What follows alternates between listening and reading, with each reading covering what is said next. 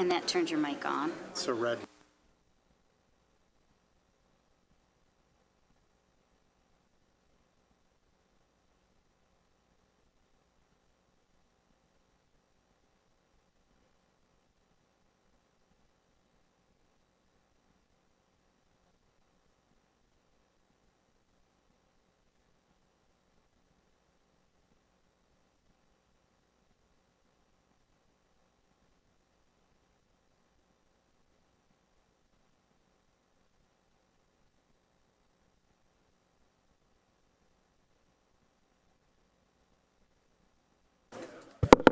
Good morning.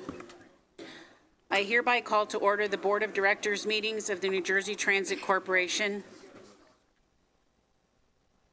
New Jersey Transit Rail Operations, Inc., New Jersey Transit Bus Operations, Inc., New Jersey Transit Mercer, Inc., and New Jersey Transit Motors, Inc. Good morning. Please mute your phones and turn your attention to the public safety announcement. At New Jersey Transit, your safety is our highest priority. Please listen to these safety instructions in case of an emergency. In an emergency, announcements will be made over the loudspeaker or by a uniformed police officer. The primary exit for this location is the stairwell adjacent to the elevators, which can be located by exiting the boardroom and proceeding through the glass doors. There is a second alternate staircase that can be accessed through the door at the front of this room to the right behind the board dais. New Jersey Transit Police will administer CPR and use the defibrillator located near the elevator if necessary. Fire extinguishers are located in the front and back of this room. Please be guided by the directions of the New Jersey Transit Police and staff. As a reminder, members of the public are not permitted to approach the dais and should only share board meeting materials with New Jersey Transit staff at the reception desk. Thank you and have a safe day. Thank you. Could we please stand for the Pledge of Allegiance to the flag? I pledge allegiance to the flag of the United States of America and to the republic for which it stands, one nation, under God, indivisible, with liberty and justice for all.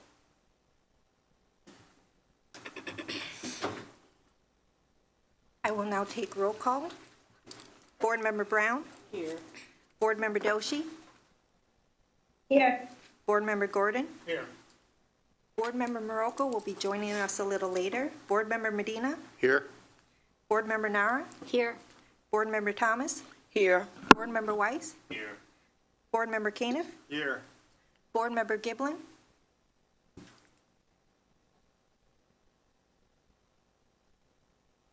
Board Member Giblin is participating by telephone. She'll be in person shortly. Vice Chair Carson? Here. Chair Gutierrez-Gachetti. Here. For the record, Board Members Doshi and Morocco are going to be participating remotely today. Board Member Giblin is currently participating remotely and will be joining us in person soon. This is a meeting of the New Jersey Transit Corporation and its affiliates and subsidiaries. Adequate notice has been provided in accordance with the Open Public Meetings Act and NJ Transit's enabling legislation. Notice was filed on June 8, 2023 with the Secretary of State and sent to newspapers of general distribution, posted in the main entrance of NJ Transit's headquarters, published on the corporation's website, and sent to each individual agency and organization that requested such notice. Thank you, Megan. May I have a motion and a second to approve the minutes of the May 10th, 2023 board meetings? Motion to approve the minutes. Second, please. Second, Caniff. Any discussion on the motion? Hearing none. Megan, please take a roll call vote. Roll call vote, Board Member Doshi.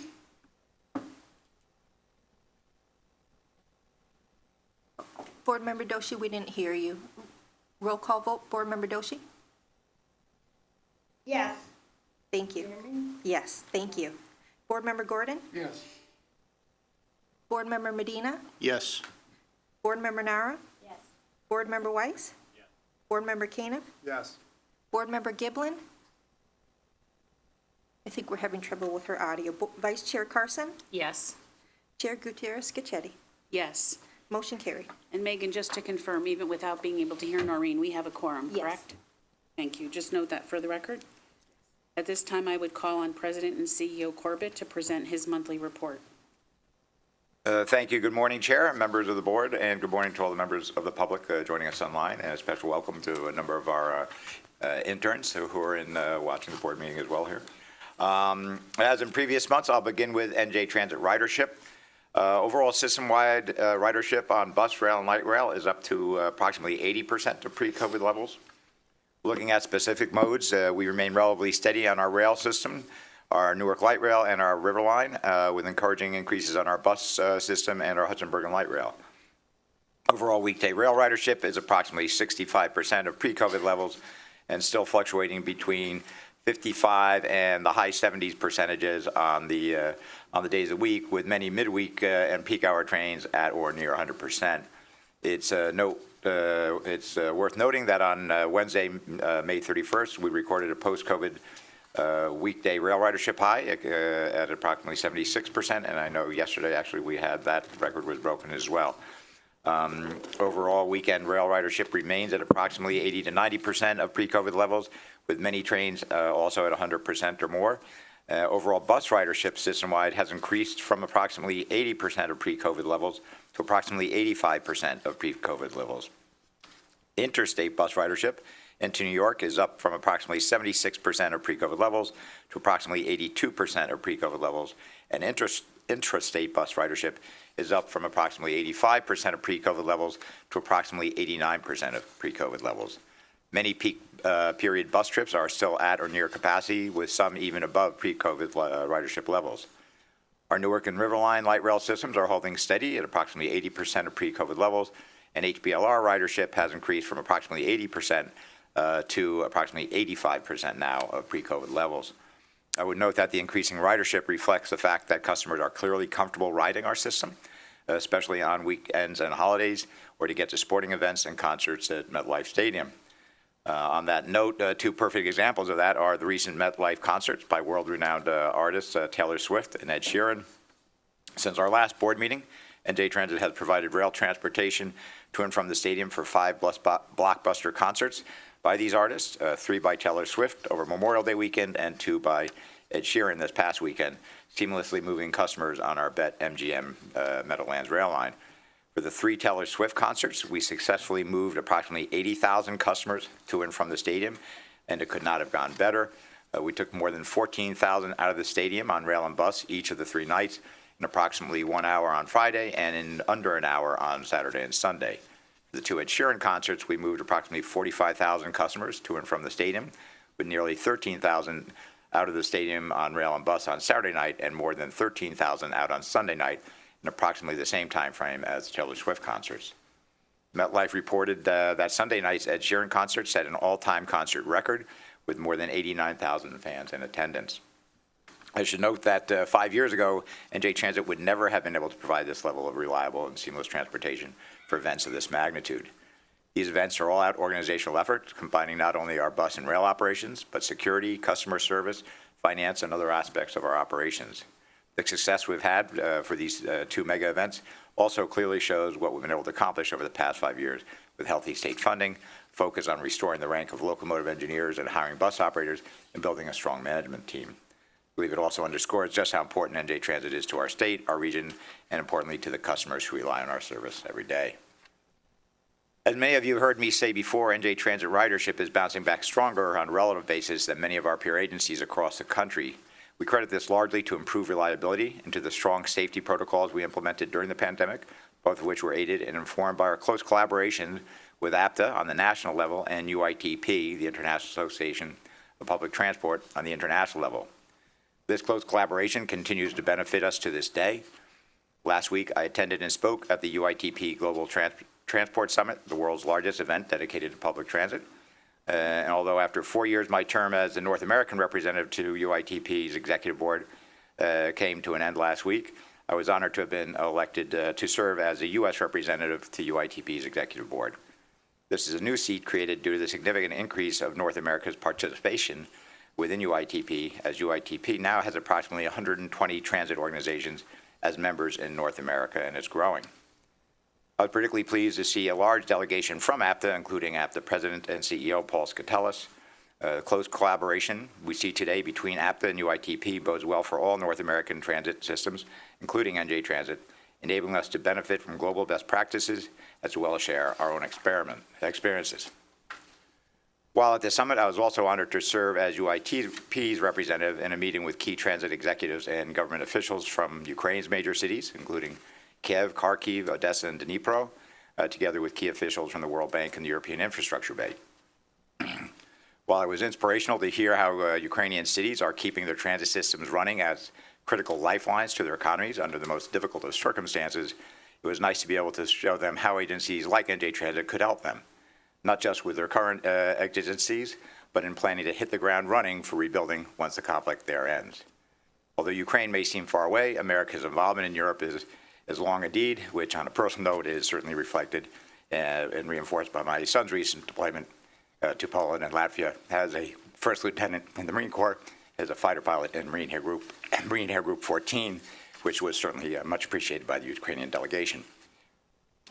Speaking of our military, and as part of our summer marketing promotions, NJ Transit was proud to honor the brave men and women serving in the United States Armed Forces with complimentary rides throughout our system during Fleet Week.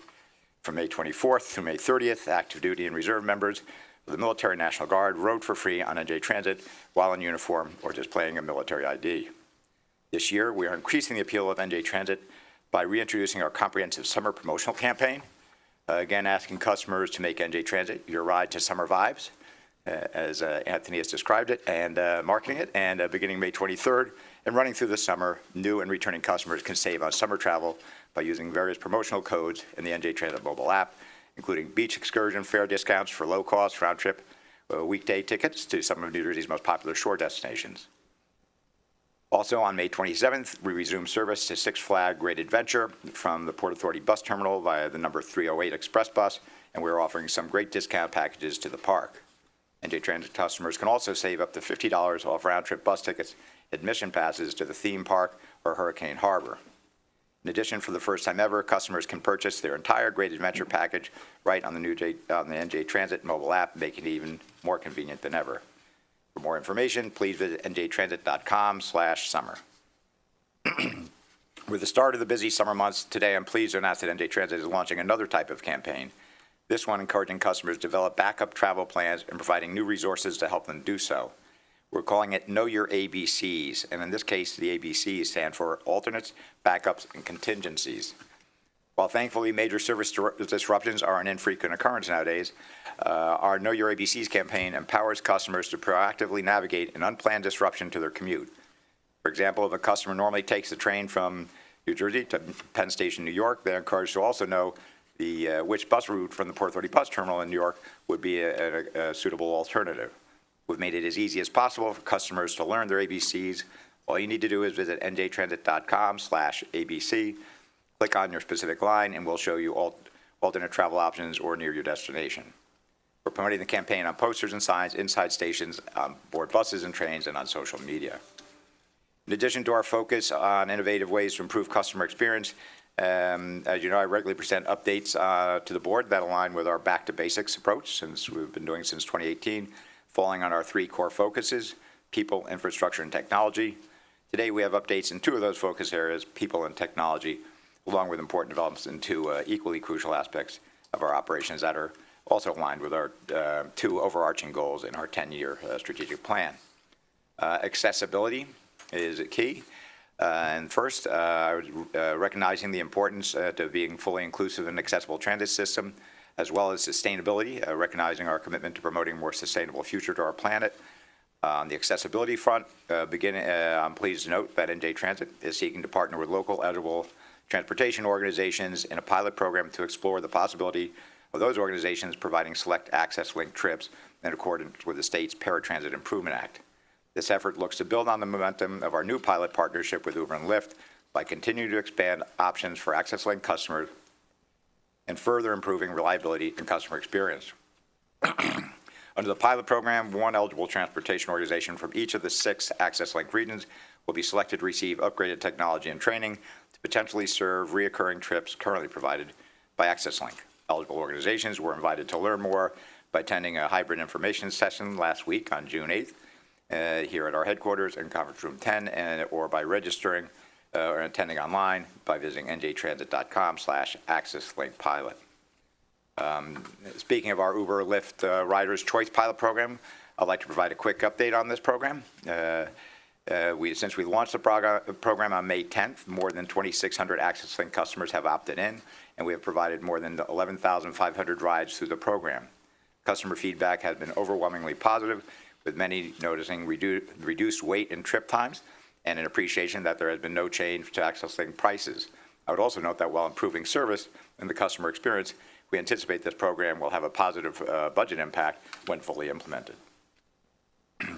As we work to further enhance our Access Link service, we are also doing everything we can to maximize accessibility on our bus, rail, and light rail systems.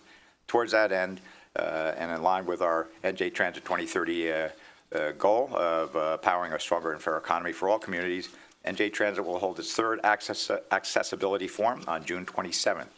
The forum is designed to educate the public on the many services and features that make our system as accessible and inclusive as possible, and to provide an opportunity for public feedback. For details on how to participate, please visit njtransit.com/accessibility. Moving on to sustainability, I'm pleased to note that NJ Transit has released a draft of our first ever sustainability plan. In conjunction with this release, we are asking for public comments on the plan from June 1st through July 7th. We are committed to using this public feedback to ensure that the final plan positions NJ Transit as a leader in sustainable transit while meeting the needs of our customers and the communities we serve. To see the draft plan or comment on it, please visit njtransit.com/sustainability-plan. In addition to the public comment period on June 20th from 6 to 7:30 p.m., NJ Transit will host its 4th public webinar to gain further input on the draft sustainability plan. Interested attendees can use the same link, njtransit.com/sustainability-plan, to register for the webinar. In addition to prioritizing accessibility and sustainability, NJ Transit is equally committed to leveraging technology to improve the customer experience. In this case, by working to give customers as many options as possible to purchase tickets and passes. On May 31st, we introduced a pilot program allowing customers to buy tickets online at njtransit.com/webtickets for travel on our Atlantic City rail line. Customers need only a valid email address and credit or debit card to purchase tickets from a desktop, laptop, tablet, or even a cell phone with internet access. After purchasing your ticket online, you can generate a QR code for your trip, print it out, or show it on a mobile device at the time of the travel, similar to what customers would experience with their boarding passes at an airport when boarding a plane. If all goes well, we look to expand this program throughout our rail system and to other modes of travel. On the people side of our business, June is Pride Month, so I'd like to take a moment to acknowledge and honor the contributions and experience of NJ Transit's LGBTQIA+ community, both customers and employees. I'm proud to share that NJ Transit's Ride with Pride Company Employee Research Group, or SERGs as we call them, led by the Office of Civil Rights and Diversity, marched and hosted a booth at this year's Jersey Pride Parade in Asbury Park on June 4th. With more than 30,000 attendees, this is the largest Pride event in the state. And in addition to Pride Month, June is also federally recognized as Caribbean American Heritage Month, a time to honor and celebrate the contributions of Caribbean Americans to the history, culture, and achievement of the United States. NJ Transit is proud to support and honor our Caribbean American staff and riders. Monday, June 19th is also Juneteenth, celebrated as New Jersey state holiday this Friday, June 16th, significant date that commemorates the end of slavery in the United States. In celebration and remembrance, yesterday, NJ Transit's Black African American Company Employee Research Group, our SERG, called Bridges, hosted a hybrid virtual and in-person employee event keynoted by our very own board vice chair, Kiabi Carson. Thank you, Kiabi. Also regarding on the people front, I was proud to join NJ Transit Police Chief Chris Tresillo at Secaucus Junction on May 24th for our annual NJTPD award ceremony. There we honored 11 officers with life-saving awards, quite literally for saving a life, and others, including civilians, were recognized for exemplary service, outstanding bravery or heroism, or for their military service. It was also my pleasure to recognize 6 officers who earned promotions over the last year, along with welcoming nearly 30 new hired members of NJTPD police force over this past year. In addition, June is importantly recognized as National Safety Month. NJ Transit is using this opportunity to launch a new educational campaign aligned with this year's National Safety Council theme, Don't Be Hasty, Observe Safety. During June, NJ Transit will reinforce safety strategies in informing and educating employees, customers, motorists, and others of safety protocols and risky behavior by providing safety tips that will be displayed publicly and at internal employee locations throughout the state. NJ Transit Police Department officers, Office Safety System employees, and members of the customer experience team will also be interacting with customers through various safety events to remind the public of the importance of the safety protocols when at transit stations or using mass transit. And in conclusion, I'll wrap up this morning by noting two awards NJ Transit and our team have received since our last board meeting. On May 5th, NJ Transit was proud to receive the New Jersey Institute of Technology's Award for Best Public Sector Partner at the Recruitment Partner Awards event. The award recognized the fruitful partnership between NJ Transit and NJIT, demonstrating our commitment to nurturing talent and creating meaningful career paths in the transportation industry. Through our partnership with NJIT, NJ Transit is able to tap into a pool of young local talent, enriching our organization with fresh perspectives, innovative ideas, and building a stronger, more resilient workforce. I'm also pleased to announce that three senior members of our team, Acting Senior Vice President of Capital Programs, Rich Schaefer, Deputy General Manager of Bus Operations, Bobby Biggs, and Director of Planning, Chris Sandiford, have been recognized with 2023 Transportation Leadership Awards from the Newark Regional Business Partnership. Our congratulations go out to Rich, Bob, and Chris for this well-deserved recognition for helping us advance our vision to become one of the best transit agencies in the nation.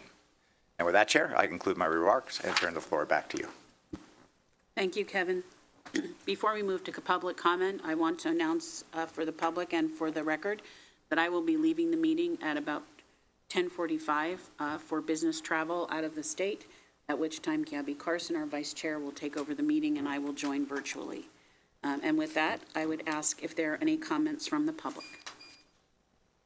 Yes, I just want to note for the record that Board Member Giblin is now participating in person and Board Member Morocco has joined us remotely. There is 1 elected official, 8 in-person speakers, and 5 queued telephone speakers. Speakers, in order to give everyone an opportunity to be heard, comments will be limited to 3 minutes. We will first take comments by elected officials, then priority access will be given to pre-registered in-person speakers, followed by any additional in-person speakers. We will then take comments from telephone participants queued to speak. Those participating by telephone, if you have not already done so, please press *1 on your telephone keypad to enter the queue to speak. You will hear a brief tone to indicate you have successfully entered the queue. The first speaker is Assemblywoman Hayter, followed by David Peter Allen. Assemblywoman Hayter, your line is live. Yes, good morning. Thank you for giving me this opportunity. My name is Shama Hayder. I'm Assemblywoman representing District 37 in Bergen County. I'm calling about the hiring of the customer advocate, which is something I have called about before also. I read a news report that a fresh search has been instituted. Transit riders should get this independent advocate, which they deserve and expect, after over 2 years of no action. This is of concern to me as my district is densely populated and many residents rely on public transportation. I hope the board will ensure a swift resolution of this issue. Thank you. The next speaker is David Peter Allen, followed by Marty Bowden. I'm David Peter Allen, Chair of the Senior Citizens and Disabled Residents Transportation Advisory Committee, ScatterTAC. I am not appearing as a member of the general public today, but to report to you officially on behalf of our committee.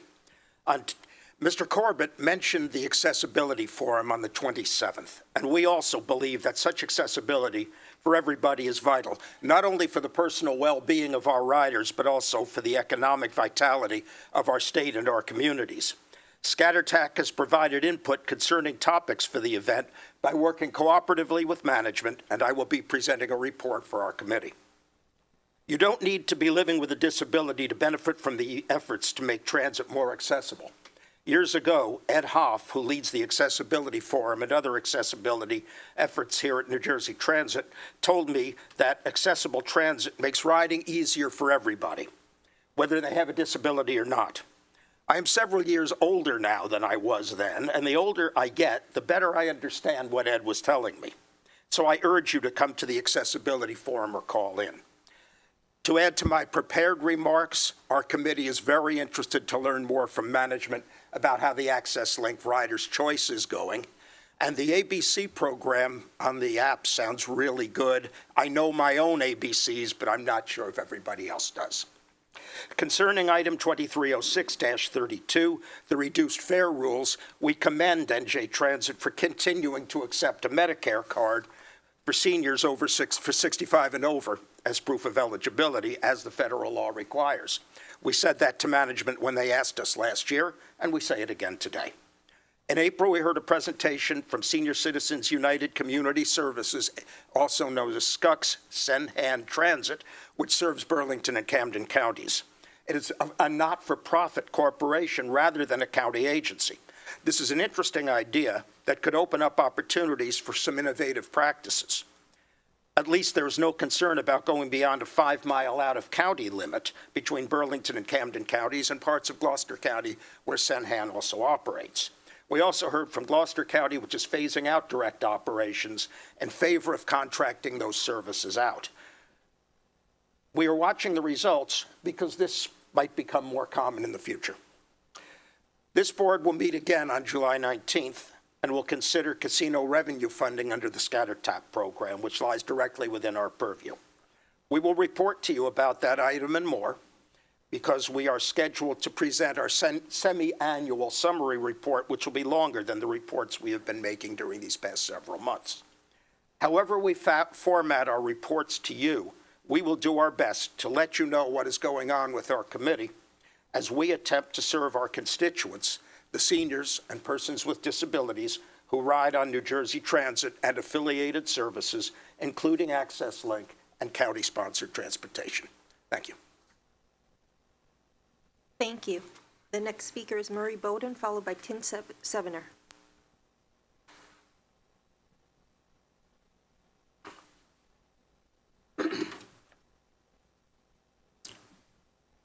My name's Marty Bowden. Last Sunday was my 90th birthday, also our 50th wedding anniversary. I now use electric wheelchair because I can still walk some, but just not a lot. I had a whole prepared thing. I sent an email out to you. I hope you've seen it. What's wrong with the traffic lights? But what struck me as more important is the fact, Kevin, you wrote that speech yesterday. Should have been online so I could read it because I can't see that piece of paper. I should be on my computer. I blow it up so I can see it. And you all have first names. Changing to first names changes the culture of this organization. Bob, I asked once to meet with you. Never got there. Would have been an interesting meeting. I could give you some information you wouldn't have had. Kevin, I made some suggestions. You don't need a 500 bus garage. You didn't respond to them. You have no idea what's going on. And it's time for you to move on. This is being recorded somewhere. It's public comment. Everything I do, no reason to believe it. Check it out yourself. You belong to a different age, Kevin. I spoke to my grandchildren at the party on Sunday. They think entirely different than you do. You think the fancy stuff works. Well, that duplicate red traffic light and traffic lights at the same locations all over New Jersey is a safety issue, only you don't get it. I just came over from Harrison. There's a bridge with a gate and traffic lights. Somebody here, somebody out there, is going to ask, why are we using red flags, which happened 100 years ago? You're not using Prince's phones anymore. Everybody's using cell phone. And everything you did 10 years ago is up for grabs. I did a lot of stupid things in my life. They were exactly as you saw them. I did stupid stuff because at the time I thought it was okay. I don't do it anymore. I have 3 more meetings today, so I'm leaving right after this. I sent an email about those lights that for the cover of a national magazine showing both red traffic lights and the other at the same place. If a national magazine in transportation doesn't get it, you better start by taking your ties off.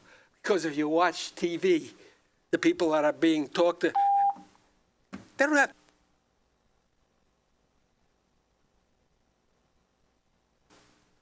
Thank you. The next speaker is Tim Sevener, followed by Christian Noel.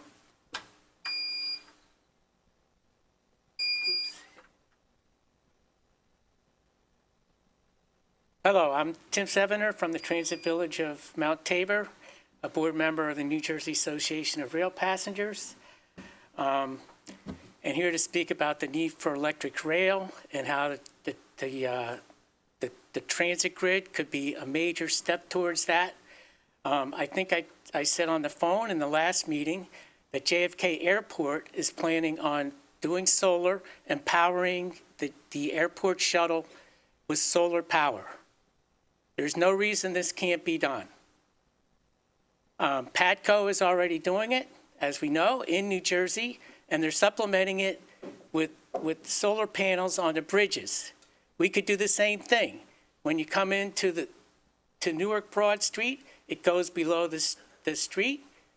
Put solar panels there. Put solar panels by the Orange Street station.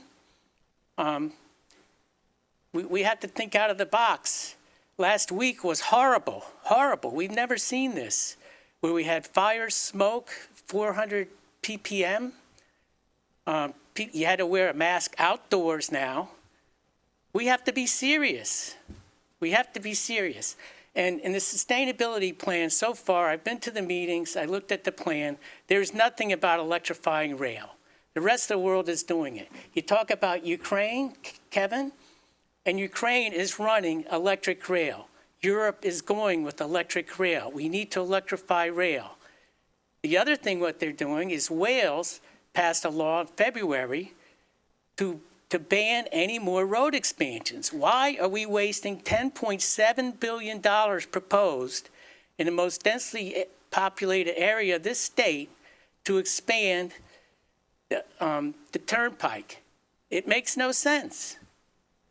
We have the Essex-Hudson Greenway, which instead of just being a trail, should also be a rail, as it was, a light rail, to provide access to those communities. Everywhere we see, we're talking about transit-oriented development. It's all over. Mount Tabor now is going to have a station village. It's finally happening. We're going to have 69 apartments, not a lot.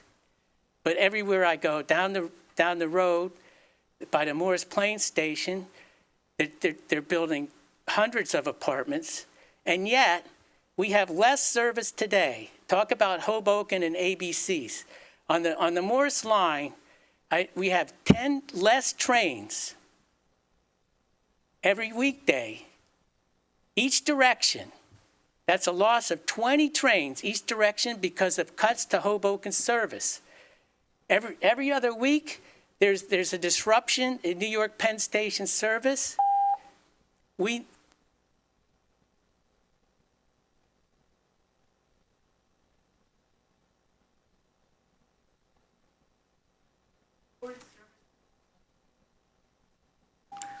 Thank you. The next speaker is Christian Noel, followed by Paula Regin.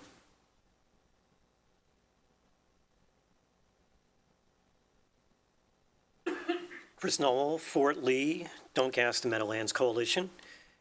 Last meeting, Board Member Gordon did not dispute the estimated need of about 350 acres of installation of solar arrays, despite previous statements from Board Chair Gutierrez-Cassetti that New Jersey Transit had estimated 6,000 acres would be needed for the same purpose. Further, he did not dispute the report's finding that New Jersey Transit probably has a sufficient amount of unused space.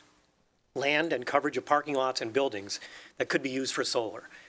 The Don't Gas the Meadowlands Coalition provided a companion document identifying 900 acres of New Jersey Transit property and about 1,200 acres of nearby unused space, including warehouse rooftops, brownfields, landfills, parking areas, etc., that can be explored to find the necessary space for solar arrays.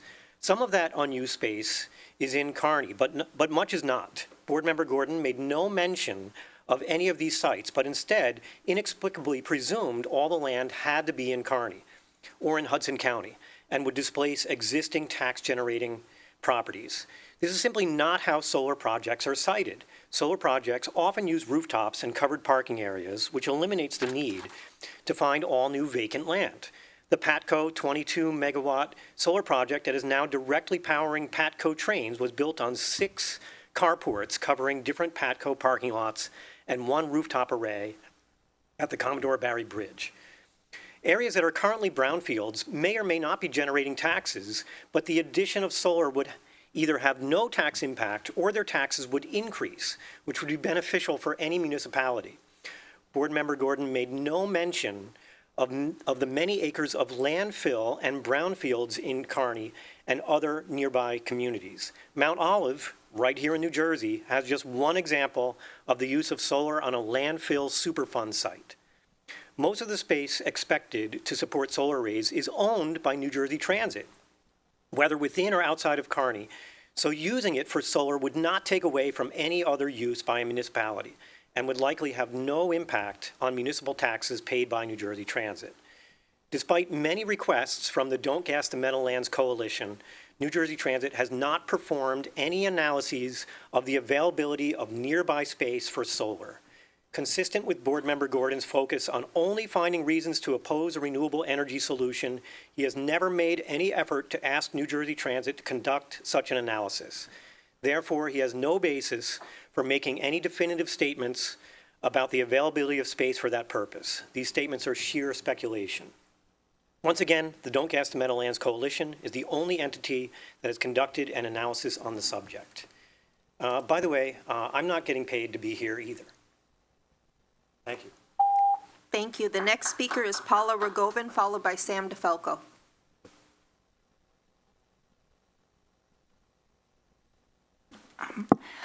I'm Paula Regin. Why I was not polite at the last meeting. Social change is not always about being polite. In 2019, Governor Murphy stopped the Meadowlands gas-fired power plant, which would have polluted environmental justice communities in North Bergen and beyond. That happened only after hundreds of students and people of all ages marched and rallied. We held educational forums, got 52 towns to pass resolutions opposing the project, put up billboards telling the governor to stop it. Some of us even bird-dogged the governor at his events around the state.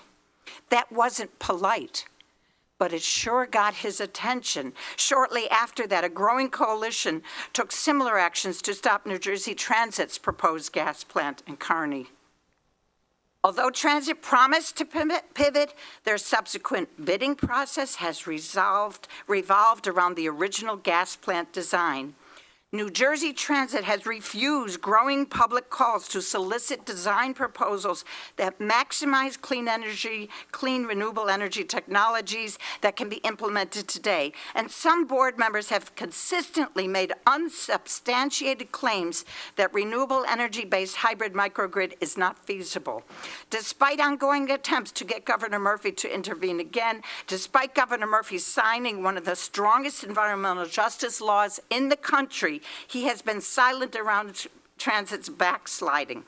I expect every member of the Transit Board to do everything possible to make sure that Transit fulfills its promise for a renewable energy solution. Our coalition has provided numerous examples of successful renewable energy rail in California and around the world. We can't afford Transit's dirty gas plant, which would spew pollution for decades before needing to be transitioned to clean energy in the future. The strategy report documented why starting out with the renewable energy microgrid is doable, healthier, cleaner, more cost-effective, and less risky. At your last meeting, I interrupted a board member who bashed that report and even said that the report had too many footnotes. Was it impolite to do so? Perhaps. Many of us feel that these are literally life and death issues. Yes, I interrupted, and I've even been arrested when powerful institutions refuse to do the right thing. When I lived in New York City in the 1970s, a group of people from 50 child care centers occupied the Agency for Child Development, demanding the release of $2 million that had been allocated for child care centers in environmental justice and other communities throughout the boroughs. Dozens of us were arrested, but the money was released shortly after our arrest. Our sentences were suspended just a little bit more. During the 1980s and 1990s, hundreds of us were arrested when we blocked the entrance to the South African consulate in New York City.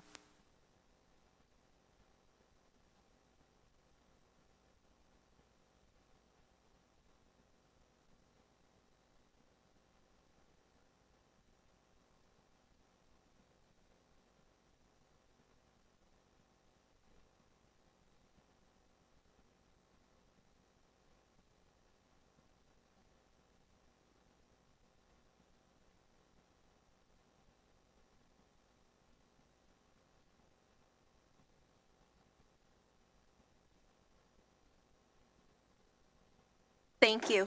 The next speaker is Sam DeFalco, followed by Kendalski.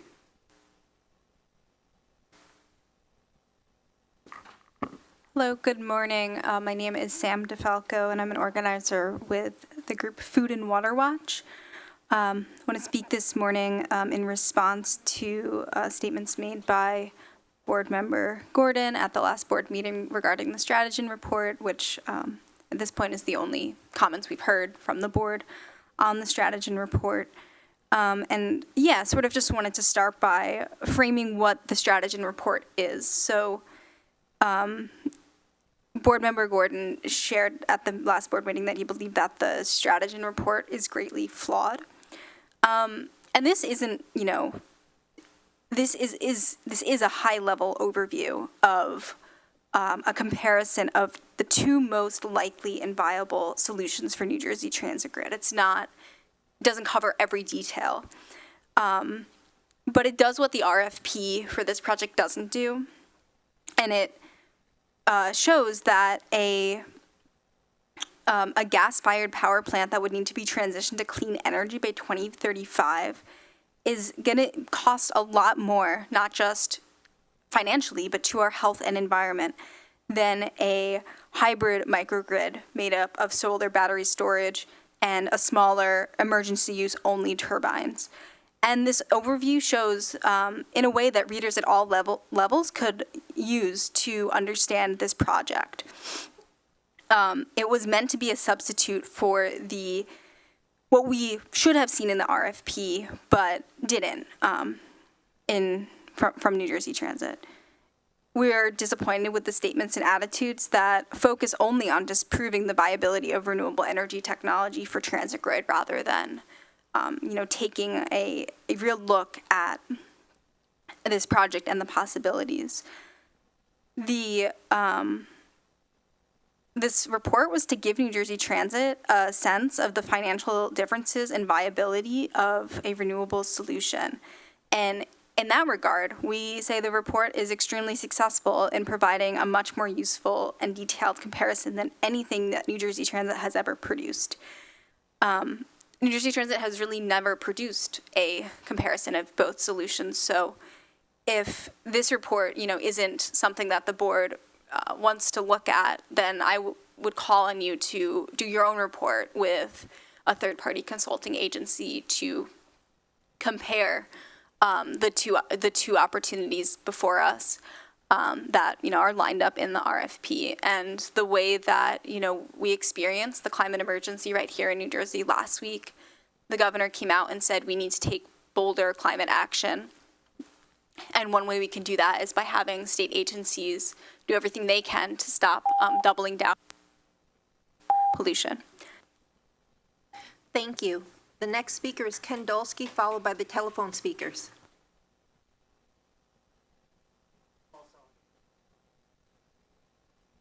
Okay. John Richmond will take you after Ken. Thank you.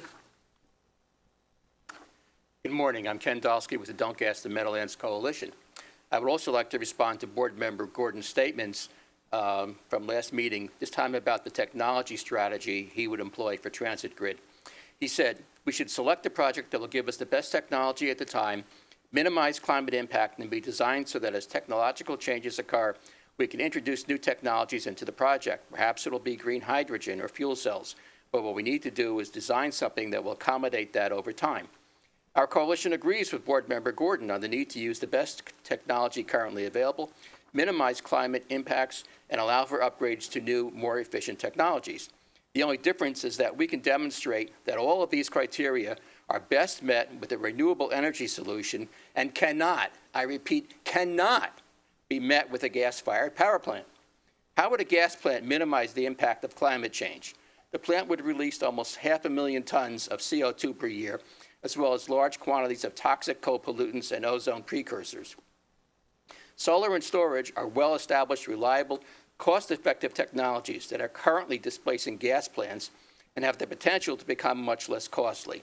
As solar arrays and battery storage systems become more efficient, they can be easily upgraded in place based on a cost-benefit analysis, not a forced transition due to state policy. This is a safe bet. Unproven RNG technologies that Board Member Gordon suggests, like hydrogen, biogas, or carbon capture, are enormous risks in terms of availability. RNG is 5 to 10 times the cost of fossil gas. Even if one of these RNG technologies were successful at achieving net zero carbon, which isn't being done anywhere else in the world, they would only perpetuate and worsen air quality and environmental racism. Board Member Gordon has repeatedly stated that until someone else demonstrates a solution by building it, NJT could not consider doing so. Yet he is now opposed to using known technologies and costs that are guaranteed to eliminate the need for this expensive conversion, and is contradicting himself by being perfectly willing to bet the future on technologies that do not exist at the scale needed and whose costs are going to be excessive. This is simply not rational. Where will NJT find the funding to make Mr. Gordon's transition? This is not a sound development strategy, and we encourage transit to perform a thorough risk analysis before proceeding on that devastating proposal. Lastly, given this board's opposition to renewable energy, we again call on Governor Murphy to live up to his statement on June 7th when he said, we will continue to do our own part by pursuing the bold action our climate reality demands. Governor, we don't need false bravado, and we don't need more hot air from you. We just need you to stop allowing these new fossil fuel projects. Thank you. Thank you. The next speaker is John Reichman, followed by the telephone speakers.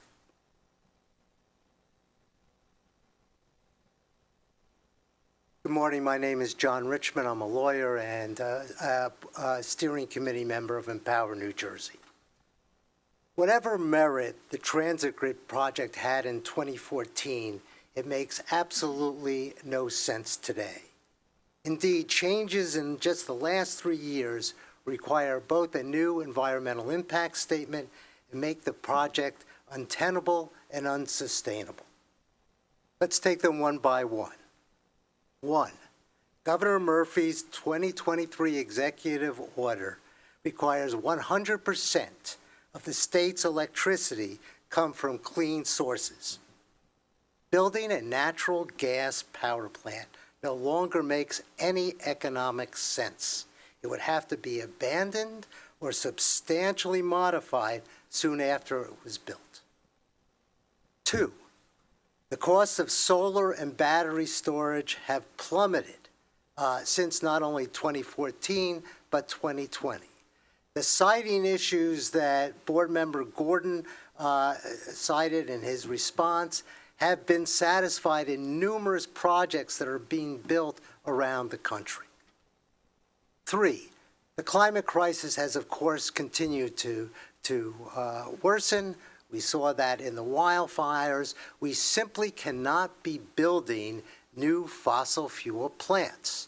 You will be on the wrong side of history if you approve that.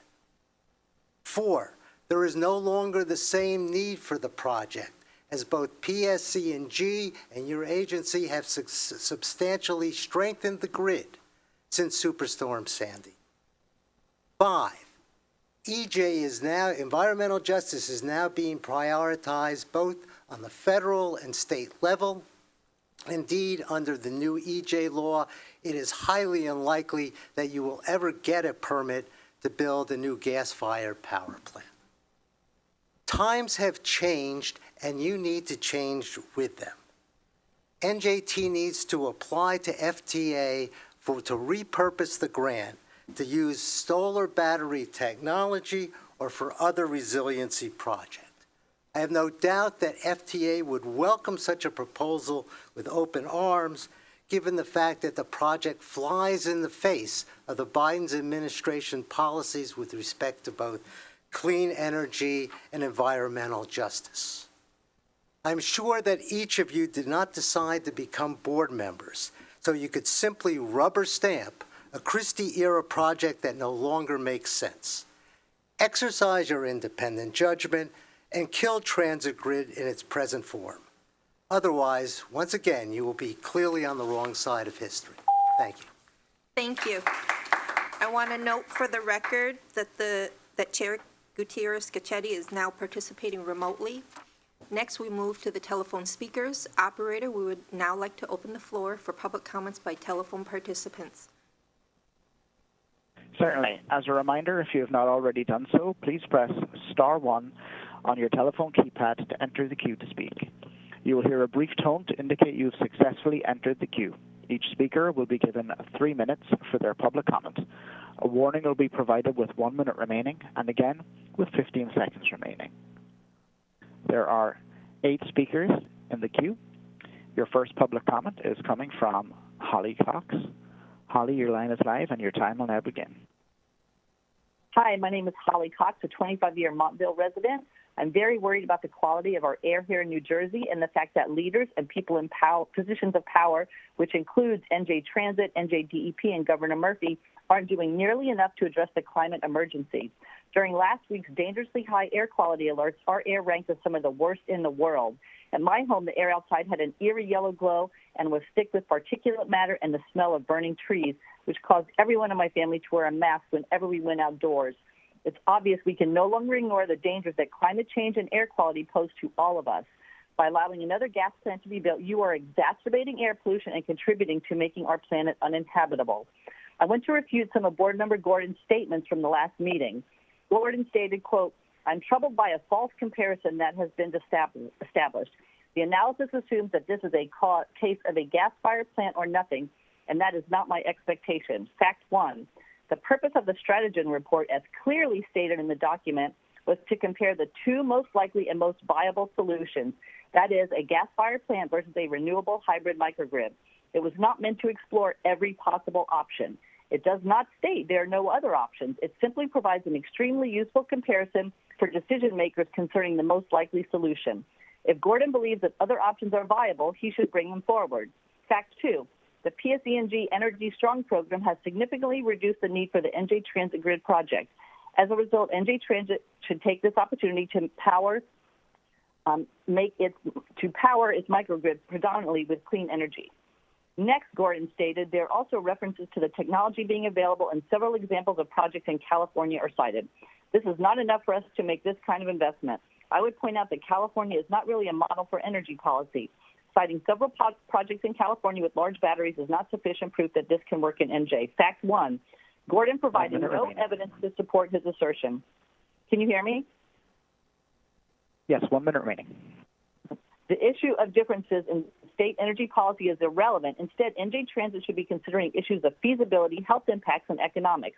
In terms of technical viability and feasibility, the laws of physics and chemistry are the same in both California and New Jersey. Fact 2, Gordon has consistently claimed in his comments at public board meetings without ever providing the least bit of substantiation that battery technology is not yet suited for this type of application. However, unlike Gordon, Stratogen has extensive firsthand experience assessing storage solutions and adamantly disputes Gordon's position. Further, Strategen has proven Gordon wrong by citing electric utilities that are using batteries 5 times as large as those needed for NJ Transit. 15 seconds. I thus call on board members to question Gordon's statements for which he has offered no substantiation or other alternatives. I also ask you to look around you. It is impossible to ignore the climate crisis. We are in the middle of a climate disaster, and it's only going to get worse if we don't transition off fossil fuels. The need to act on climate is urgent, and our leaders are talking the talk but not walking the walk. How do you justify powering your microgrid with fossil fuels in light of what happened last week when it literally wasn't safe for us to breathe the air? It is urgent we all do our part to take the actions necessary to say no to fossil fuels and hasten the transition to clean energy. In this case, NJ Transit, DEP, and Governor Murphy, you are not doing your part. Thank you. Thank you. The next public comment will be from William McClelland. William, your line is live, and your time will now begin. Thank you. I'm William McClellan from North Bergen. I'm speaking on Transit Grid. Board Member Gordon has stated the avoided environmental costs are always very large numbers. The report points out that the social cost of carbon was used in the governor's energy master plan, but this is a number that has a great deal of variance. Quote, I think the latest number is $42 per ton of CO2, but it is all over the place. It is a good analysis for showing the magnitude of our health costs and potential other costs related to climate change, but not the kind of number used for making financial decisions. DGTM's response is this. Mr. Gordon is making a semantic argument around the definition of financial decisions. The Strategen report combined hard costs with social and health costs to show the magnitude of the benefit of renewable energy from all sources. Financial analyses must separately compare hard costs, but that does not mean that the soft cost implications have no place in a final decision. Although the social cost of carbon may vary, it is a well-recognized way of accounting for damages from climate change, and it is bad practice to ignore them, especially when the differences between hard costs are not extreme. In light of Governor Murphy's aggressive clean energy targets and New Jersey Landmark's environmental justice law, it is unconscionable for Board Member Gordon to downplay the significance of these health and social costs. Board Member Gordon never identified any issues with renewables that would diminish the safety of New Jersey Transit riders. In fact, his preferred fossil fuel solution would indeed harm New Jersey Transit riders' health. Aside from one issue he raised related to the assumed future gas prices, which has now been refuted, he makes no other credible claims that a renewable energy solution would hurt taxpayers. In fact, as the Strategen report clearly points out, a new full-time methane gas power plant would face substantial financial risk in the future from gas price volatility and potential stranded costs. Additional expenditures would be necessary to replace a full-time methane gas-fired power plant with clean energy resources by 2050 or otherwise mitigate its associated emissions. Costly investments in carbon capture and storage or conversion to run the plant on renewable natural gas or green hydrogen would introduce further risk and uncertainty related to infrastructure needs, fuel costs, and fuel availability. In contrast, the hybrid solar storage gas turbine solution provides a long-term, no-regrets alternative with technologies that are already proven, commercially ready, and due to their modularity, can be easily upgraded as their efficiency improves. Clearly, it is the fossil fuel solution that presents the most risk to New Jersey Transit and New Jersey taxpayers. Thank you. Thank you. The next public comment will come from Adam Reich.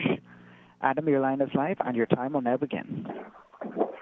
Good morning. First, I want to thank the chair and the board for listening to my concerns about the fiscal year 2024 board meeting calendar and making adjustments based on that feedback. Second, I've talked before about the need for the customer advocate. I'm glad to see that the board is again moving forward with the selection process. Excuse me, we're having trouble hearing. We're having trouble hearing the speaker. Hold on. Can you hear me now? That's Hello? better, thank you. Can you hear me now? Yes. Hello? Okay. So I've going back to the customer advocate position, it's good to see that the board is again working to fill that vacancy. I would stress that for those critical of the idea of filling this post, this is something that the legislature has said the board has to fill. And we must agree that under our constitutional system, a management that's unelected and a bureaucracy should not override something that is written into statutory law. Importantly, to support a customer advocate, you need a group of dedicated riders who can tell them what's wrong and what needs to change. We have a customer advisory board that was selected 3 years ago that has not met, due in large part to this vacancy. This is a problem. If you're going to tell riders we want to hear from you, but then you don't have the chair and CEO or a Paul Wyckoff or the chair of the board talk with riders, how are you going to attract people who are serious advocates and give you honest feedback? For example, on the Northeast Corridor line, staircases at Rahway, New Brunswick, have been closed for 4 months with no update in sight, no timeline for repair. At Metro Park, you've had a staircase closed for 2 months. That causes a significant bottleneck with peak traffic during the evening rush. Again, no timeline, no estimate for a timeline. And you need to tell your riders what the issue is, what a timeline is, or at least when you're going to provide an update. You can't simply say until further notice without that transparency. But if you're not talking to riders, you're not going to get that sort of feedback and that attention to these issues. I would also stress, the ABC idea is a great thing, but a quick look at it shows that it's still very New York-centric and is of only limited help to riders at outlying points and reverse peak riders. I would stress that Mr. Mader, when he put me on the customer advisory board in 2020 that we're still waiting on, selected me because I'm a reverse peak rider. If managers had been meeting with your advocacy board, you would know that there is a significant weakness that needs to be fixed. I would ask Board Member Nara, Chair Gutierrez-Gichetti, Mr. Corbett, let's meet, let's have a dialogue. I have ideas on how we can improve what is a good idea, but flawed. I understand that you're waiting on a customer advocate, but there's no reason we can't have a dialogue in the interim. I would ask again for transparency on things like these staircase issues. Finally, I would stress to the chair, to the vice chair, we've had a rider call in and attack me by name at several instances as I wait simply for nothing more than the opportunity to work with management on a post I was selected to assist in. If you're going to allow that, at least call that out as inappropriate. You have the opportunity to respond to an attack. I don't. So unless you're going to start allowing for a rebuttal, please do not allow this to be used as a forum for riders to attack other forums, especially when they're giving you honest and constructive feedback. Thank you. Thank you.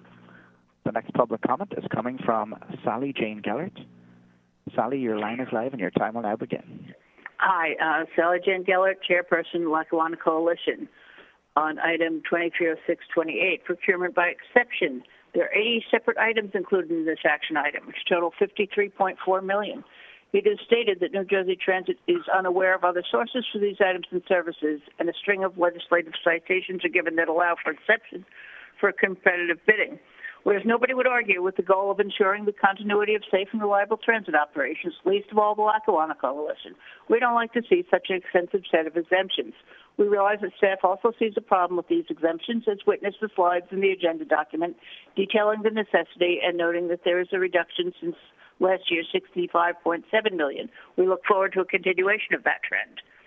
On items 230630, development management agreement with Elcor. Other speakers have brought up concerns about multi-decade contracts that keep getting amended at previous meetings, or other speakers' previous meetings, where it's almost impossible to understand the detailed content. At the very least, including the original contract or the latest revision as an exhibit with the meeting agenda would help us understand what is being done. Vague references to transit-oriented development and public infrastructure improvement do not really help clarify the action item. Presumably, there is a description of Hoboken Connect available somewhere on the NJ Transit website or in your documents. A link to that would have been a good starting place. Item 230632, reduced fare program. This is a bright spot. We congratulate New Jersey Transit on continuing to comply with federal law, even as other agencies do not, and accepting Medicare cards as ID for obtaining and using reduced fare tickets. In addition, we note the availability of reduced fares throughout the service day and the senior fare minimum age being set at 62. These are very helpful to seniors on fixed incomes in a high cost of living state. We are concerned about the complete lack of public comment, though I know that ScatterTAC, Senior Citizens and Disabled Residents Transportation Advisory Committee, was able to review the proposal and give feedback in advance. And we at the Lackawanna Coalition did review it and were remiss in not making a formal comment. Compliments as well as complaints should be made through the appropriate means. We would gladly work with you to help spread the word about future comment periods. We are looking forward to the New Jersey Transit Accessibility Forum on June 27th. We have collected comments from members that we will be bringing. It's easy for a transit agency to consider topics that relate to people with mobility challenges, but we hope that other considerations are included, especially in your non-transportation presence. Website accessibility is also important, including the design of the website itself. We echo the comments on the transit grid and really want to see the current best, cleanest technology used for what has become a less important project as the PSEG grid has been strengthened. It was distribution, not generation, that was always the problem. And thank you. Thank you. The next public comment is coming from Matt Smith.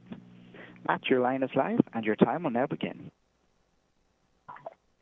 Yes, good morning. My name is Matt Smith. I'm the New Jersey Director of Food and Water Watch, and I also wanted to take my time this morning to respond to comments from Board Member Gordon at the last Transit Board meeting, because, we felt that all of his comments in response to the Strategy study were really deeply flawed and did not have any substantiation to them. I will concede that one of the questions he raised around the question of the price New Jersey Transit would pay for fossil gas in the future perhaps has merit. But, we believe we've addressed that question in the strategy report, and would ask that, if he had continued questions or concerns, that, he leverage his background with the Board of Public Utilities to provide any additional information relevant to that question. But, again, aside from that one question, we found all of the responses quite troubling. And we don't believe that Board Member Gordon has put the same effort he put into trying to refute aspects of the strategy report into actually finding a solution that would both give New Jersey Transit the resiliency it needs without further harming the lungs of our most vulnerable residents. And I think last week was another important reminder on the urgency with which we must move to address fossil fuels, and certainly not expand them, and certainly not use public funding to expand the climate and public health problems that come from fossil fuels. And given its undisputed climate and health benefits, we believe that Board Member Gordon should be a champion for a hybrid microgrid solution to this challenge. And no other New Jersey Transit board members have spoken about the report, the expert report that we commissioned. We have to assume that they are, in agreement or at least deferring to Board Member Gordon and the comments previously made by the board chair about the unlikelihood of a renewable energy alternative to the project. So, obviously it's past time for us to revisit and redesign this project. Unfortunately, we don't have confidence that the process that is currently in place is going to deliver the kind of comprehensive assessment of solutions that we need, particularly in light of the criticism of the expert report on a renewable energy hybrid microgrid solution. So we believe that it's imperative that Governor Murphy intervene again to get this project. Thank you. The next public comment is coming from Richard Grant. Richard, your line is live and your time will now begin. Some questions on NJ Transit's draft sustainability plan, which I hope board members would consider whether or not you plan to provide input to management before the plan is finalized. My take is that over more than a decade, New Jersey Transit top management and board have gone from treating sustainability as a non-consideration to as an afterthought, both in operating the transit system and engagement business development efforts. Implementing a sustainability plan of goals, aspects, targets, actions, and metrics, as well as otherwise honoring its spirit, could be pressing the reset button. Could be. Whether or not it will lead to any paradigm change will become obvious to state lawmakers, the press, and the public quicker than you would imagine. First question, will NJ Transit top management be incentivized by having their compensation tied in any way, positively or negatively, to the degree that they meet sustainability plan goals? 2, with NJ Transit's expected tighter operating budget and still no dedicated source of funding, will implementation of the sustainability plan be more than aspirational? If I were to again listen to the presentation to the board on the Newark Penn Station renovation, would I still think it was made as if to an audience of the highest tier donors to a museum building fund instead of to a board that seriously considers sustainability in assessing management's overall strategy and direction? If the budget choice comes down to which to purchase now or hold off on, fire extinguishers or granite countertops, what will it be? 3, in the board's review and approval of business development projects, to what extent, if any, will it employ sustainability plan criteria? 4, will the plan's climate resilient theme involving using or updating the content of the 2012 study or commissioning an entire new study on protecting the agency's assets?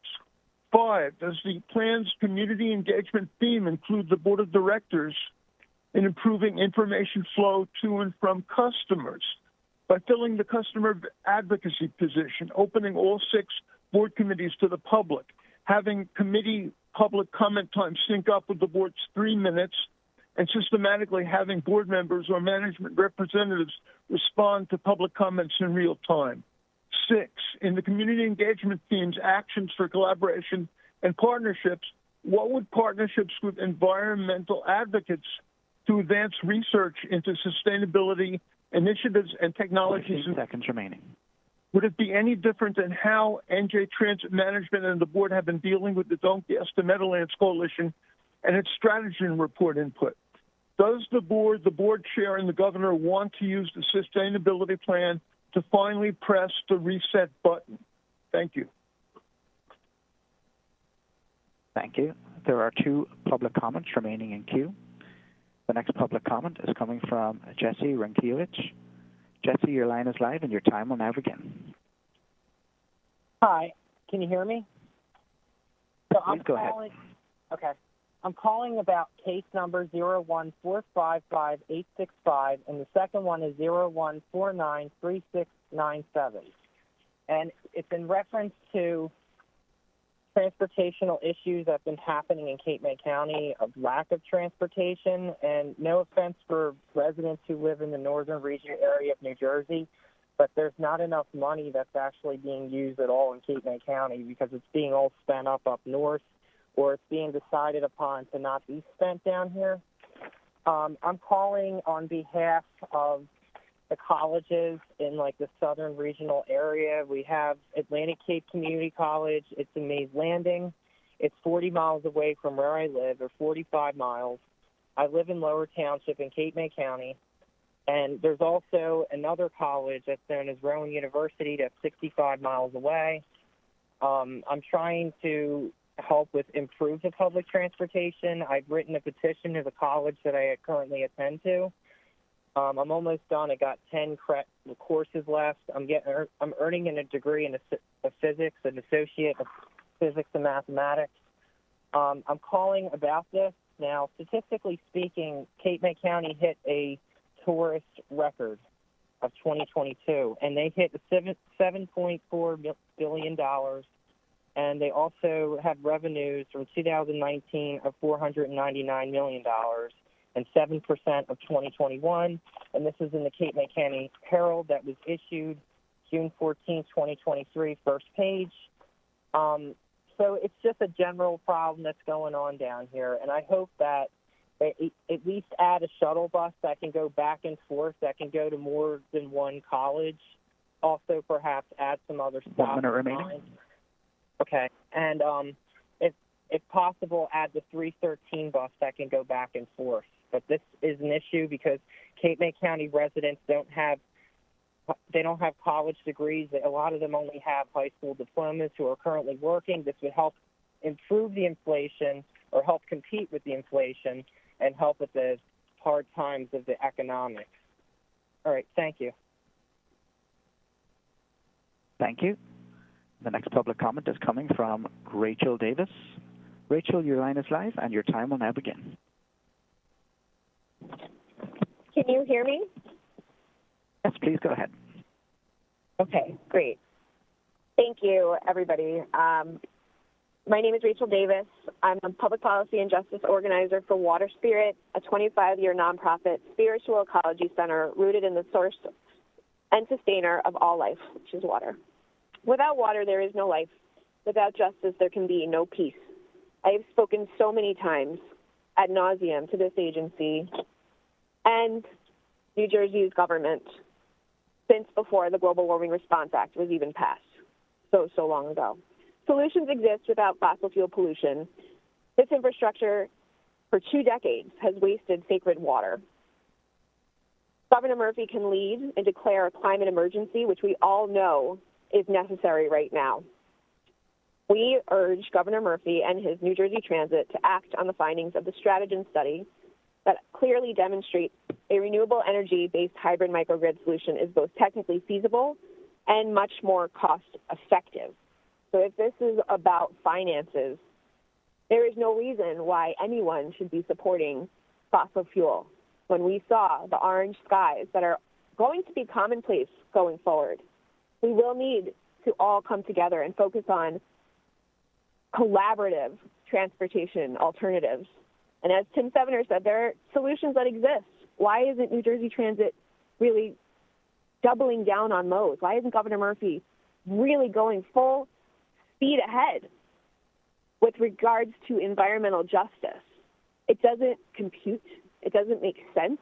And it is not going to be sustainable going forward. We saw I-95 just completely collapse, right? We really need to address the fact that we have never considerably put environmental justice and sustainability at the forefront, which we should have always done. Again, as I knew as a student coming out of Rutgers, having studied economics.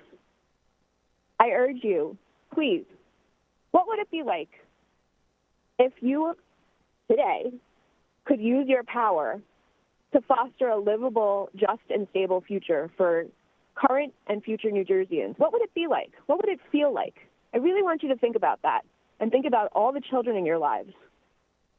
We will definitely be looking at the sustainability report. Thank you so much for sharing that at the top of the meeting. And we will be commenting. So again, thank you for the opportunity. Thank you. There were no other public comments at this time. Thank you, public speakers. Are there any board member comments? No? Okay, hearing none. Our next speaker will be Anna Marie Ganella Rosado, who will present the advisory committee report. Thank you. Good morning, Madam Chair, Vice Chair, board members, and staff.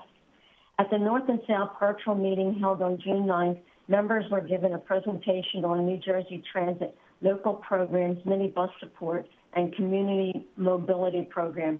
It was given by Janelle Rivera, Director of Local Programs and Community Mobility. From the Government and Community Relations team, we were given updates in the federal and state legislation and local government affairs. In partnership with Uber and Lyft, New Jersey New Jersey Transit introduced a pilot program allowing Access Link users to opt into receiving rides through these services. The goal is to reduce wait time while maintaining Access Link prices and the reservation process. Reservations open to the first courses at the International Association of Public Transport's newly created North American Regional Training Center. Marketing summer campaigns are underway. They consist of New Jersey Transit and Six Flags packages, discounted beach packages and excursion fares, monthly buy one, get one free tickets. Additional promotion codes for discounts are online. Transit released the first draft of its sustainability plan, like everyone's been talking about. It's on Transit's website. Comments can be submitted by July 7th, and a public webinar will be held on June 20th. During National Safety Month, the New Jersey Transit launched its Don't Be Hasty, Observe Safety campaign for its customers and employees to reinforce safety on and near the transit system. Lastly, the PAC Support Action Item 2306-32, adopting regulations for a reduced fare transportation program for seniors and people with disabilities. That concludes my report. Thank you. Board Member Giblin will present the Operations and Customer Service Committee report. The Operations and Customer Service Committee received an update on trends, analysis, and actions for rail, bus, light rail, and Access Link. The committee also received an update on the cost of service. That concludes my report, Madam Chair. Thank you. Board Member Morocco will present the Administration Committee report.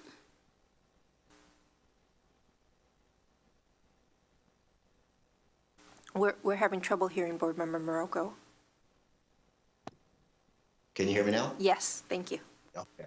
The Administration Committee received a financial update. This included a summary of operating results compared to previous years, comparable period and FY23 budget, 12-month fare box revenue compared to pre-COVID, major balance sheet items, and federal COVID-19 relief grant drawdown summary. Additional information was provided as part of the agenda materials, including the cost of service key performance indicators, 12-month fare box recovery, history of vacancies, attritions, and hires, ridership and revenue, and a monthly budget to actual comparison for April 2023. The committee also received updates from Human Resources and Equal Employment Opportunity and Affirmative Action. That concludes my report.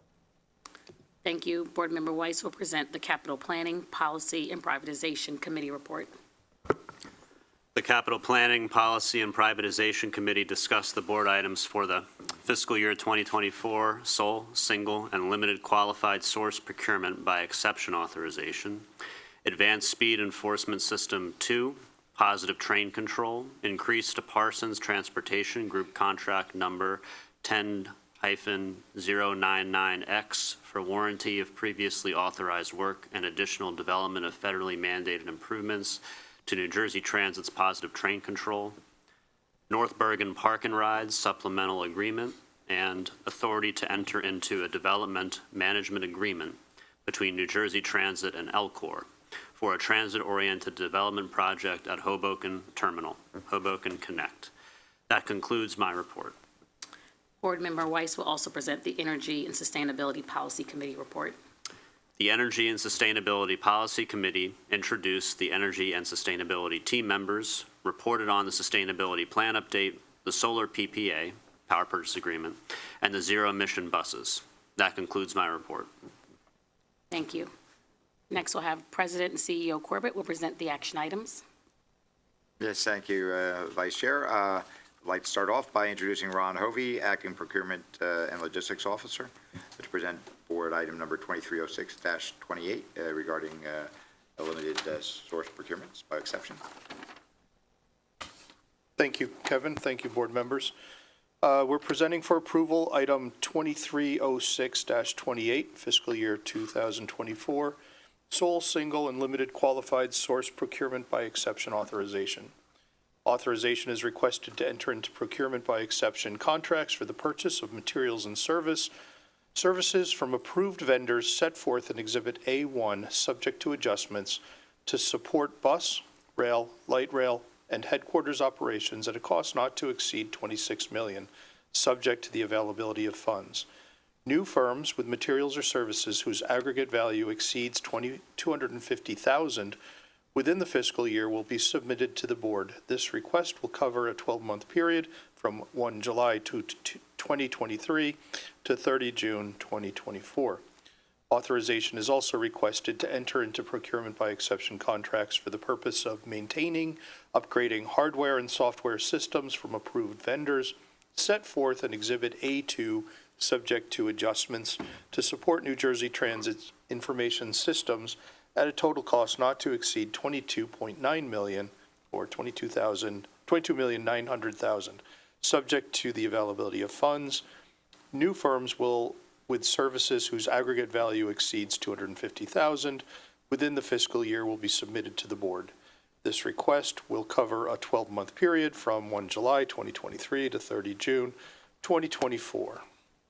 Authorization is also requested to enter into procurement by exception contracts or the purchase of materials and services from approved vendors set forth in Exhibit A3, subject to adjustments, to support New Jersey Transit infrastructure at a cost not to exceed $4.5 million, subject to the availability of funds, Federal Transit Administration approval, and all other applicable requirements.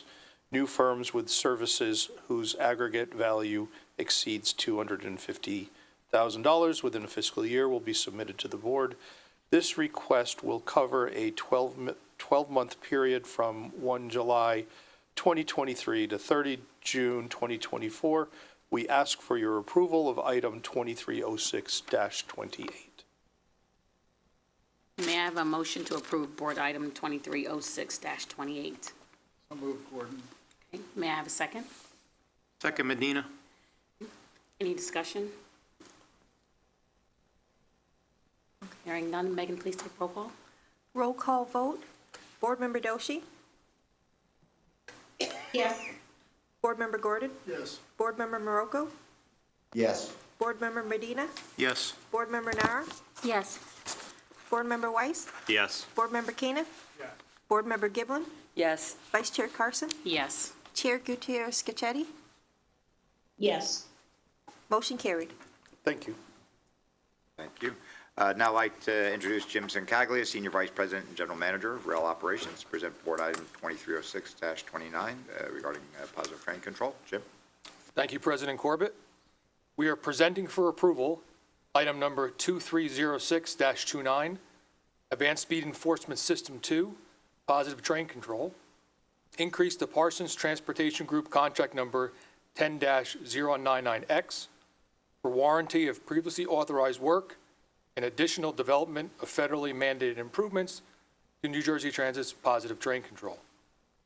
Authorization is requested to increase the value of a contract with Parsons and execute a change order for Parsons to add warranty to the FRA required and previously approved improvements to the New Jersey Transit wireless security system, make additional FRA required modifications to the NJ Transit wireless security system, make FRA required improvements to New Jersey Transit's interface with Amtrak's temporary speed restriction, exchanges, and be capable of automatically generating the new FRA reporting requirements at a cost not to exceed $19,600,000 plus 5% for contingencies for a total contract authorization amount not to exceed $295,228,082.15, subject to the availability of funds, with $1,171,913.72 fully reimbursable by Metro North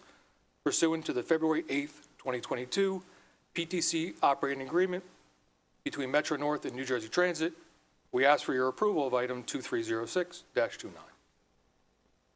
May I have a motion to approve board item 2306-29? May I have a second? Second, Nara. Any discussion? Hearing none, Megan, can you please take roll call? Roll call vote. Board Member Doshi? Yes. Board Member Gordon? Yes. Board Member Morocco? Yes. Board Member Medina? Yes. Board Member Nara? Yes. Board Member Weiss? Yes. Board Member Caniff? Board Member Giblin, Yes. Vice Chair Carson, Yes. Chair Gutierrez-Scacchetti. Yes. Motion carried. Great, thanks. I'd now like to introduce Rich Schaefer, Acting Senior Vice President, Capital Programs, to present Board Item 2306-30 regarding LCOR Transit Development Project, Hoboken. Rich? Thank you, CEO Corbett. We are presenting for approval item 2306-30, authority to enter into a development management agreement between NJ Transit and LCOR for a transit-oriented development project at Hoboken Terminal, Hoboken Connect. Authorization is requested to take all necessary actions to execute a development management agreement between NJ Transit and LCOR to advance the Hoboken Connect project. Authorization is also requested to expend from the appropriated NJ Debt Defeasance Fund an amount not to exceed $176 million to support public infrastructure improvements at the Hoboken Terminal. We ask for your approval of item 2306-30. May I have a motion to approve Board Item 2306-30? Motion, Nara. May I have a second? Second Giblin. Any discussion? Hearing none, Megan, please take a roll call. Roll call vote, Board Member Doshi, Yes. Board Member Gordon, Yes. Board Member Morocco, Yes. Board Member Medina, Yes. Board Member Nara, Yes. Board Member Weiss, Yes. Board Member Kaniff, Board Member Giblin, Vice Chair Carson, Yes. Chair Gutierrez-Scacchetti. Yes. Motion carried. Thank you. I'd now like to introduce Jackie Sanford, Acting Senior Vice President, Chief Financial Officer, and Treasurer, to present Board Item 2306-31 regarding real estate at North Bergen Park and Ride. Jackie? Thank you, Kevin. We are presenting, excuse me, we are presenting for approval item number 2306-31, North Bergen Park and Ride Supplemental Agreement. Authorization is requested to execute a third supplemental agreement to an existing agreement of lease with the Port Authority of New York and New Jersey for continued use of the North Bergen Park and Ride facility for 5 years, establishing an annual rent payment to be made to New Jersey Transit to the Port Authority of New York and New Jersey in the amount of $1,035,197.88, effective July 1st, 2023, with annual 4% escalations, subject to the availability of funds. All other terms of the 2008 agreement of the lease are to remain in place. We ask for your approval of item number 2306-31. May I have a motion to approve Board Item 2306-31? Motion, Nara. May I have a second? Second, Gordon. Any discussion? Hearing none, Megan, please take roll call. Roll call vote, Board Member Doshi, Yes. Board Member Gordon, Yes. Board Member Morocco, Yes. Board Member Medina, Yes. Board Member Nara, Yes. Board Member Weiss, Yes. Board Member Kaniff, Board Member Giblin, Yes. Vice Chair Carson, Yes. Chair Gutierrez-Scacchetti. Yes. Motion carried. Great, thanks. I'd now ask Jackie to carry on with Board Item 2306-32 regarding reduced fare program for seniors with disabilities. Jackie? We are presenting for approval item 2306-32, regulations, adoption of regulation NJAC 1673, reduced fare transportation program for seniors and people with disabilities. Authorization is requested to take all actions necessary to adopt NJAC 1673, consistent with this board item and corresponding exhibits, put the regulation in the appropriate format, and take all other actions necessary to effectuate the final adoption and promulgation of New Jersey Transit's reduced fare transportation program for seniors and people with disabilities. We ask for your approval of item 2306-32. May I have a motion to approve Board Item 2306-32? May I have a second? Second, Gordon. Any discussion? Hearing none, Megan, please take roll call. Roll call vote, Board Member Doshi, Yes. Board Member Gordon, Yes. Board Member Morocco, Yes. Board Member Medina, Yes. Board Member Nara, Yes. Board Member Weiss, Yes. Board Member Kaniff, Board Member Giblin, Yes. Vice Chair Carson, Yes. Chair Gutierrez-Scacchetti. Yes. Motion carried. Great. I'd now like Jackie to carry on with and present Board Item 2306-33 regarding a corporate insurance renewal. Jackie. We are presenting for approval item number 2306-33, Corporate Insurance Program Annual Renewal. Authorization is requested to revise and renew the corporate insurance program and to include services necessary to administer the program for the period July 1, 2023 through June 30th, 2024, at an annual cost not to exceed an amount discussed in executive session, plus 5% for contingencies, subject to the availability of funds and adoption of the FY 2024 operating budget. We ask for your approval of item number 2306-33. May I have a motion to approve Board Item 2306-33? Motion Nara. May I have a second? Giblin, second. Any discussion? Hearing none. Megan, please take roll call. Roll call vote. Board Member Doshi? Yes. Board Member Gordon? Yes. Board Member Morocco? Yes. Board Member Medina? Yes. Board Member Nara? Yes. Board Member Weiss? Yes. Board Member Keenan? Board Member Giblin? Yes. Vice Chair Carson? Yes. Chair Gutierrez-Cachetti? Yes. Motion carried. For the record, Chair Gutierrez-Cachetti is recused from the next item and will not comment or vote on the item.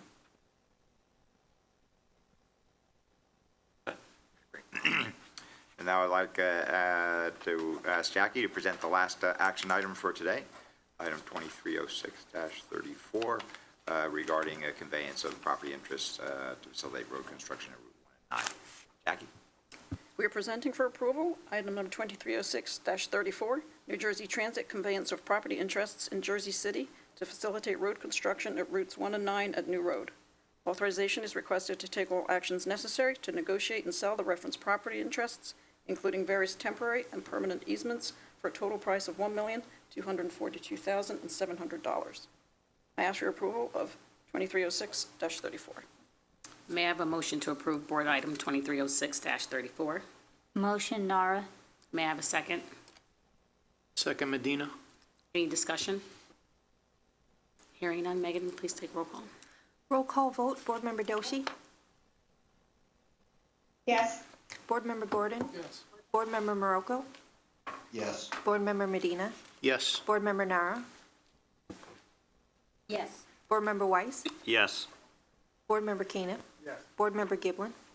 Vice Chair Carson? Yes. Motion carried.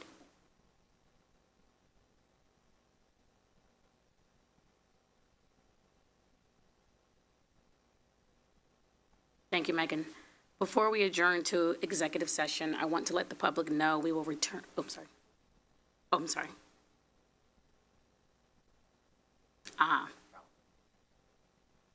Apologies for that. I am recommending approval of item 2306-35, annual notice of meetings. This action item is to adopt the annual notice of meetings for all of the Board of Directors meetings during fiscal year 2024. May I have a motion to approve Board Item 2306-35? Motion Nara. May I have a second? Second, Gordon. Any discussion? Hearing none. Megan, please take roll call. Roll call vote. Board Member Doshi? Yes. Board Member Gordon? Yes. Board Member Morocco? Yes. Board Member Medina? Yes. Board Member Nara? Yes. Board Member Weiss? Yes. Board Member Keenan? Yes. Board Member Giblin? Yes. Vice Chair Carson? Yes. Chair Gutierrez-Cachetti? Yes. Motion carried. Thank you, Megan. Before we adjourn to executive session, I want to let the public know we will return to adjourn the meeting, but no further business will be conducted.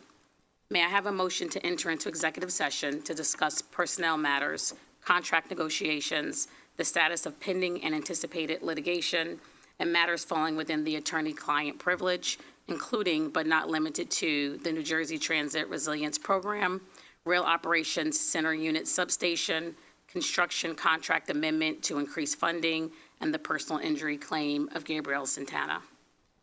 May I have a motion to enter into executive session? So moved, Gordon. May I have a second? Giblin, second. Any discussion? Hearing none, Megan, please take a roll call. Roll call vote. Board Member Doshi? Yes. Board Member Gordon? Yes. Board Member Morocco? Yes. Board Member Medina? Yes. Board Member Nara? Board Member Weiss? Board Member Keenan? Board Member Giblin? Vice Chair Carson? Yes. Chair Gutierrez-Scacchetti? Yes. Motion carried.